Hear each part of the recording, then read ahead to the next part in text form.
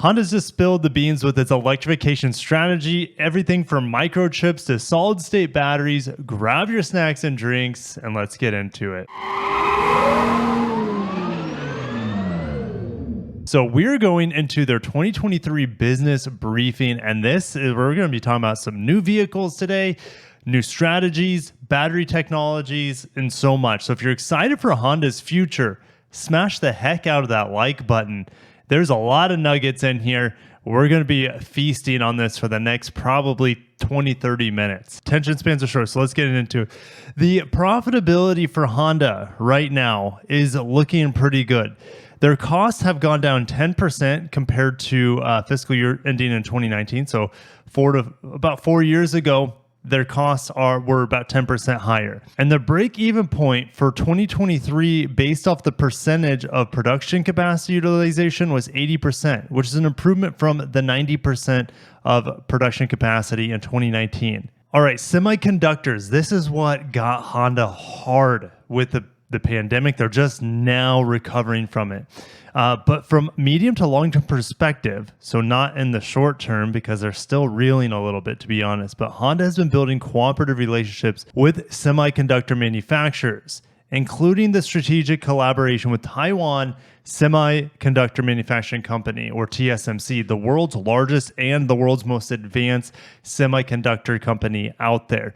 And you might be saying, Kirk, well, that doesn't sound like a good long-term. What if China invades Taiwan? I guess nothing's certain in the world. At least TSMC has also been building plants here recently in North America to, hedge their bets with the long-term viability of Taiwan. All right, initiatives in battery-related areas. And don't worry, guys, we're going to go more detail into these. These are just the bullet points. It's a summary.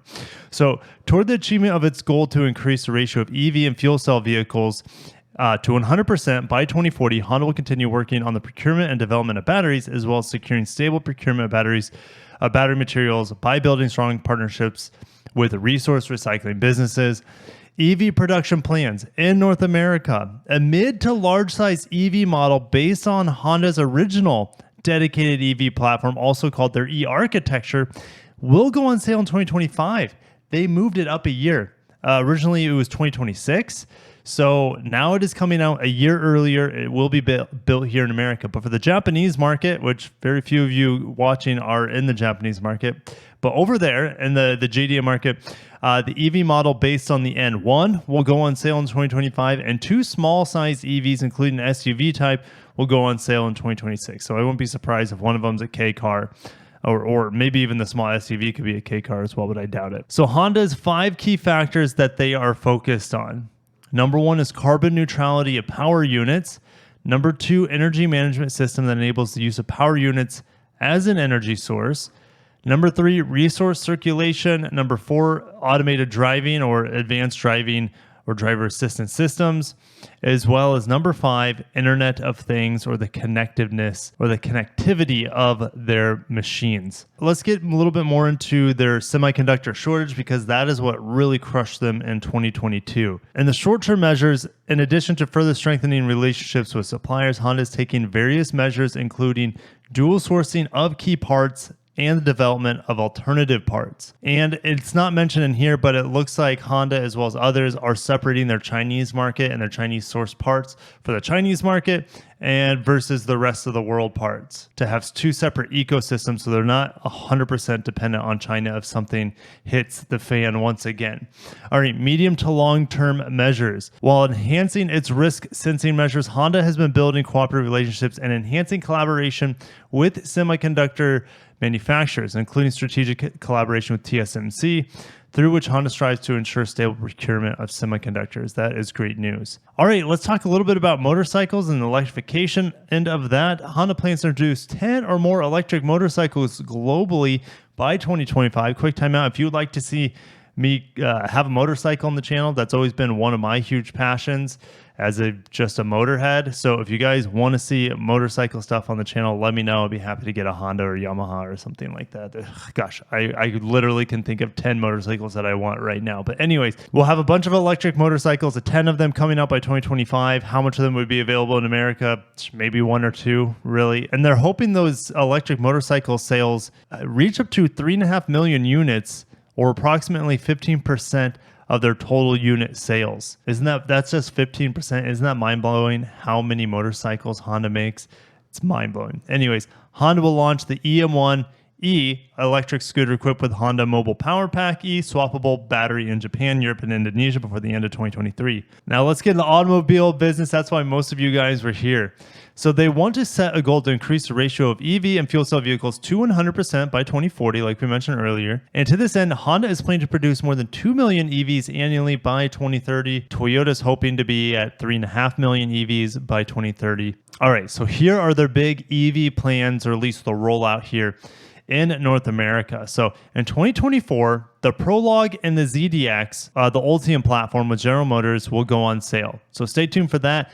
The next Type S after the Integra Type S will be the ZDX Type S, and then RDX after that in theory. Here's the crazy thing. Just a year after, in 2025, a mid to large size EV model, which adopts the new E and E architecture based on Honda's original dedicated EV platform, will go on sale. So the Prologue to me already seems to be mid to large size EV. So they're going to have a GM based Honda Prologue, and then they'll also have their Honda exclusive model, which is a mid to large size EV model, selling in parallel to it. Let me know what you guys would be holding out for, ZDX Prologue, or are you waiting for Honda's own platform and software to be baked into the vehicle and own technology before you would pull the trigger on a GM co-developed one, or even GM produced one, because the ZDX Prologue will be made in General Motors factories.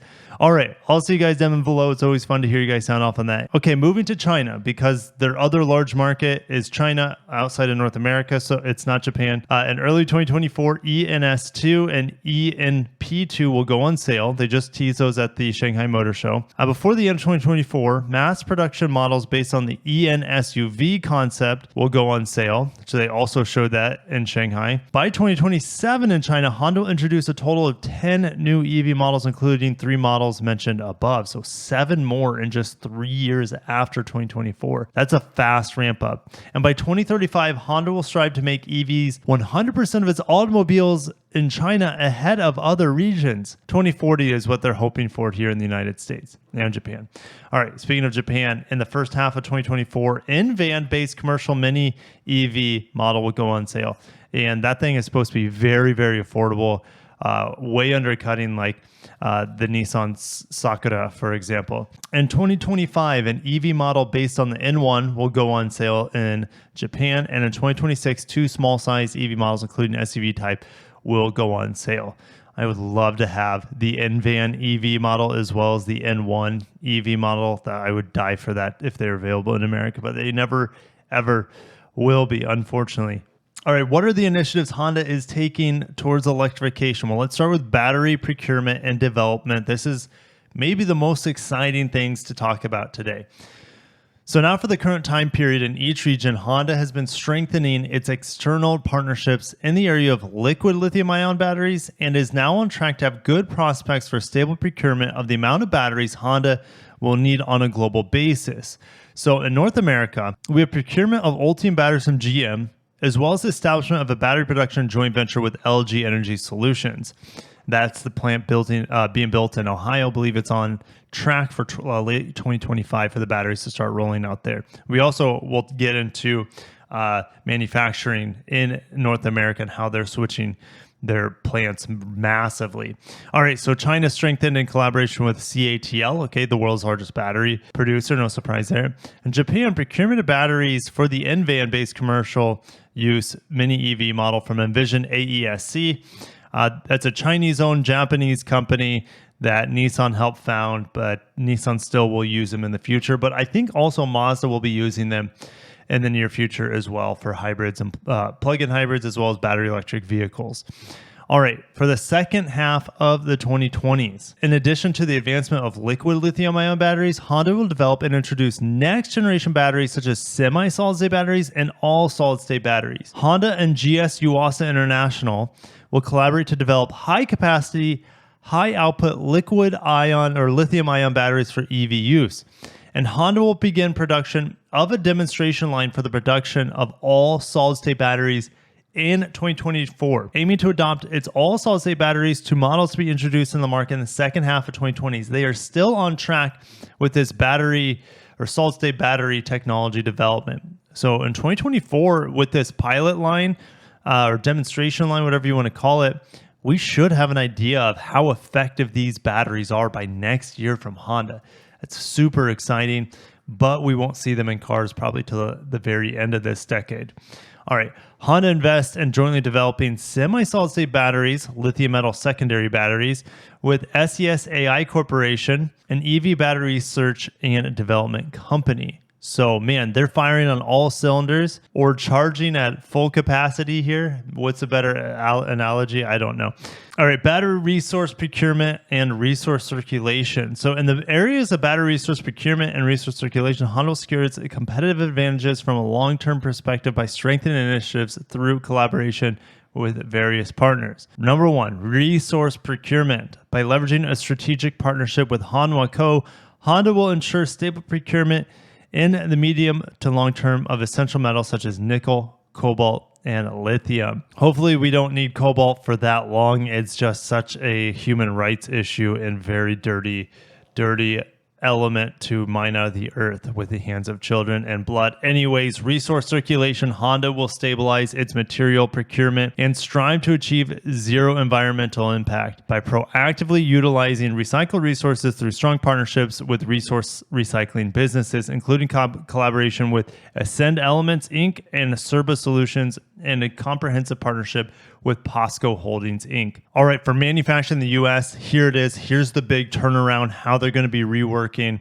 their facilities here in North America. So let's get into it. So preparing for the upcoming start of full-fledged EV production, Honda will retool 3 existing Honda plants in Ohio, 2 auto plants, the Marysville auto plant and the East Liberty auto plant, and 1 automobile powertrain plant, the Anna engine plant, to establish highly efficient and highly flexible production lines and position these plants as Honda's EV hub for production in North America. This website from Honda isn't completely up to date. We have old models and they have switched some things around, but this is a general rule of thumb here. They make the Accord in Marysville, Ohio. They make some of the CRVs there as well as the TLX and the Integra. And notice they have the ILX image here. So yeah, anyways, East Liberty plant makes more CRV hybrids, and they also make the MDX and RDX over there. They also have the PMC, or the Performance Manufacturing Center, where they make hand-built models like rest in peace the NSX, as well as the other PMC models. But they won't be doing any adjustments down south with their large platform vehicles, which is great. I do want to see a plug-in hybrid of the Odyssey. That would make my dreams come true. But that's where they make, their new 3.5 liter V6. They also make all their large platform vehicles, like I mentioned earlier. If we go to Honda Canada manufacturing, we have Civics built up in Canada and as well CRVs. It doesn't look like those production facilities are changing for electrification quite yet. Also, Honda's Saitama plant in Japan will be the first 100% renewable energy plant by the end of the fiscal year of 2026, which is pretty neat. Furthermore, Honda has been working on the global reform of its production system. This is do or die for the Japanese right now. Their production systems are the best in the world. Well, some of the best in the world. But with the reduction of parts and the simplicity of battery electric vehicles, that has to be reworked and modernized. And this just doesn't affect Honda. It affects all the traditional OEMs, and Toyota will be one of those to re-envision the Toyota production system as well. This reworking of the production systems will be seen in the production of EV models scheduled to go on sale in the second half of the 2020s. So I don't think the model produced in 2025 on their own e-architecture will have this new production system, but for later in the decade. So this production system reformation will follow 3 perspectives. Establishment of production lines will pursue automation and application of an intelligent technologies in consideration of future changes in the workforce. They know that they won't need nearly as many workers as what this is saying to me, but they'll try to keep as many workers as they can in the era of automation and robotics. So we'll see about that. An establishment of highly efficient factories and supply chains which will enable a shift to EVs in a short period of time. How fast can they ramp up electrification? Well, 2 million by 2020 or 2030. That's a lot in a short period of time. And lastly, this will shift production processes to reduce CO2 emissions to the utmost limit and assume the resource circulation approach, so also known as recycling. All right, none of this is possible without building these new vehicles as software first vehicles. Toyota is doing the same thing, but I think Honda is actually ahead of Toyota by at least a year or so in a lot of different regards. But based on the concept of software-defined mobility, in which software defines the value of hardware and services, Honda will accelerate software development. So specifically, Honda is further advancing its E&E architecture. E&E is short for electric and electronic, and Honda is developing its Honda Original Vehicle OS with the aim of adopting them from the mid to large size EVs that will be launched in North America in 2025. So not only will Honda's e-architecture vehicle in 2025 be built on a completely different technology in theory than the Ultium-based vehicles like the Prologue and the ZDX, it will have its own unique software that will kind of trailblaze for the following Honda electric vehicles in the later half of the decade and maybe even beyond that. And based on this vehicle OS, Honda will continue advancing its in-vehicle software to enable continuous advancement of vehicle functions and services for customers even after the vehicle is purchased. So over-the-air updates, as well as maybe autonomous driving software that you can rent, essentially kind of like what Tesla is doing with their full self-driving. And to ramp up this software, Honda will double the originally planned number of new hires and further strengthen recruiting of high-level software development experts. Moreover, Honda will accelerate collaboration with partner companies which have strengths in software development, including KPIT Technologies. Through such collaboration, Honda and partners will bring together their respective strengths, namely Honda's control and safety technologies and their partner software development capabilities, and strive to realize new value that can be created through software. I think of Honda and Sony's collaboration through Afeela.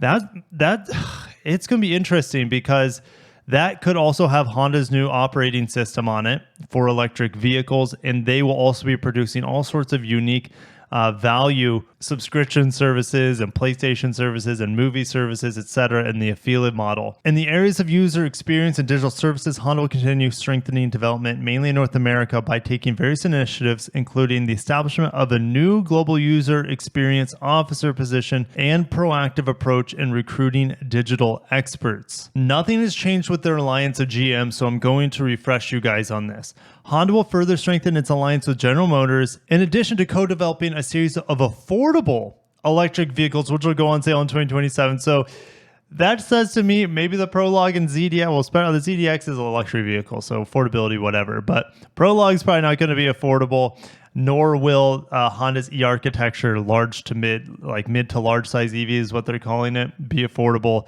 by 2025. So it's possible we won't get affordable EVs, which my guess would be under $30,000. So you won't get affordable Honda EVs until 27. If you want affordable Hondas until then, gas models as well as hybrids are going to be your answer. And a lot of you guys watching this probably don't even want electric vehicles. You're just watching to, learn. Anyways, the two companies, Honda and General Motors, will continue exploring a broad range of collaboration, which will combine the respective strengths and increase competitiveness in the areas of core electrification components. Hey, I'm all for it as long as it's reliable and the costs are reduced.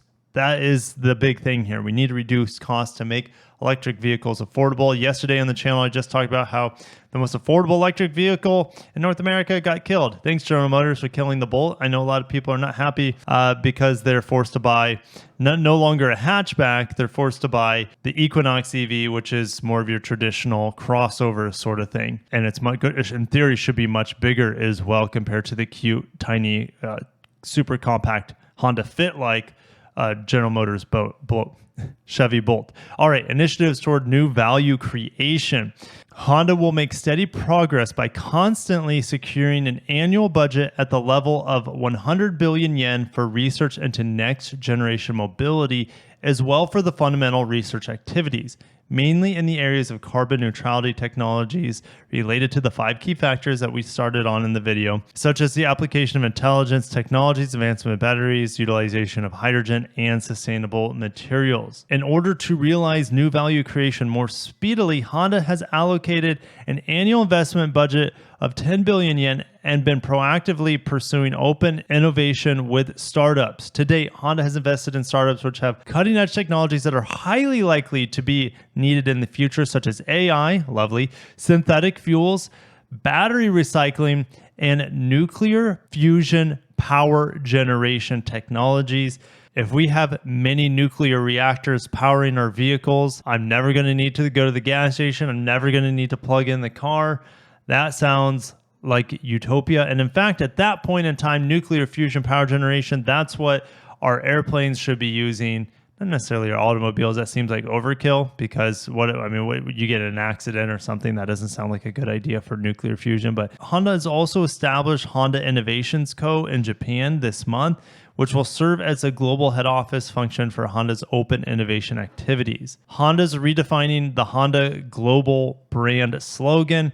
I've read this multiple times. I still don't really understand what they're doing here. It seems like they're redefining the existing "The Power of Dreams" slogan by adding a new tagline and 3 keywords. So the new tagline maybe not be "The Power of Dreams" anymore, or it still could be. This could just be an additional one, but it says "How we move you." How we move you is a new Honda slogan.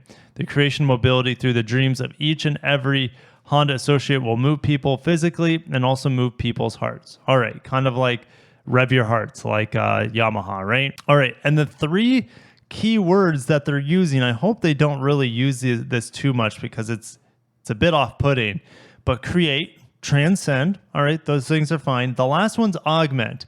And if you guys ever played the Deus Ex games, if you think of augments, it's a scary future and where we can replace anything on our body with cybernetics. That's all I think about when I think augment. Some of you guys might be thinking like plastic surgery or something like that, but it just doesn't have a lot of good memories around the word, at least how it's used in our culture in North America.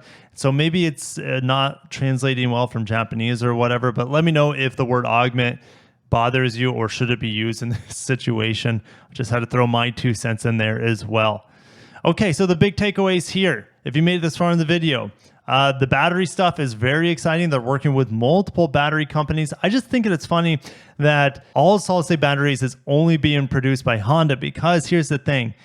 Whoever gets solid-state batteries first could have a massive advantage on all the other automakers. And so that's why it's been so cherished and hidden within the Japanese automakers, whereas like Volkswagen, a lot of the North American companies, they've invested heavily in these third-party companies. Multiple automakers can all invest in the same third-party company for solid-state batteries, but the Japanese like Honda, Nissan, and Toyota are all doing their own internal solid-state battery development, thinking that they might have the edge. And if they have the edge before everyone else, bravo. That could definitely be their massive advantage. So it'll be fun to see Honda's pilot line come online. The other big update for me is that we are getting a new EV here in North America in 2025, a year earlier, based off the E architecture.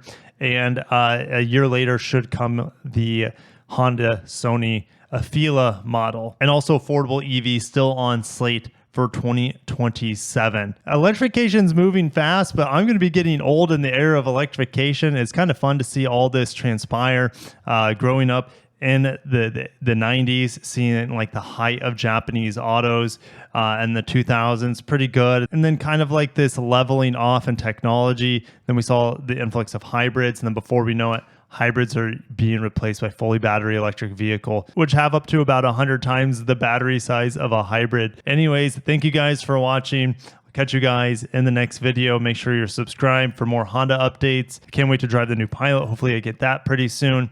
And I will be driving the Integra Type S in June, and hopefully more Honda stuff later in the year. Like I really want to drive the Honda Civic Hybrid, but that got pushed to sometime in 2024, unfortunately. But anyways, thank you guys for watching. Stay tuned for more. I'll catch you in the next video. Have a great day and peace.